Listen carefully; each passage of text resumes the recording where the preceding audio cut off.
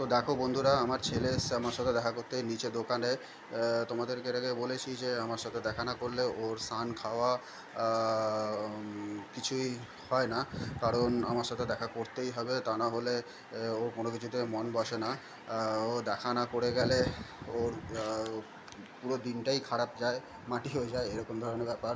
ও আগে নিচে আসবে, নিচে এসে এরকম ফোনে কথা বলবে, খেলবে, এই সমস্ত করবে। এই দেখো আবার একটা বাস নিয়ে এসছে, বাসটা করে বলছে কোথায় ঘুরতে যাবে ও। আবার দেখো ফোনে কথা বলছে, দুটো ফোন নিয়ে, একটা ওর মায়ের, একটা দাদার ফোন দিয়ে। ফোনে হ্যালো হ্যালো হ্যালো দাদাই দাদাই করছে। আবার পাপাকেও ফোন করছে কিছুক্ষণ পর পর। তো এরকম করছে। একটু পরে ওর মা ওকে ওপরে নিয়ে চলে যাবে। ওপরে নিয়ে গিয়ে ও আবার রান্নাবান্না করবে, আর না হলে অনেকটাই বেলা হয়ে গেছে, 12টা বাজতে যায়। তো ওপরে নিয়ে গিয়ে ও রান্নাবান্না করবে, রান্না টান্না করে ছেলেকে আবার স্নান করাবে, খাওয়াবে, তারপরে দেন আমি ওপরে গিয়ে ওকে ঘুম পাড়াবো। So thank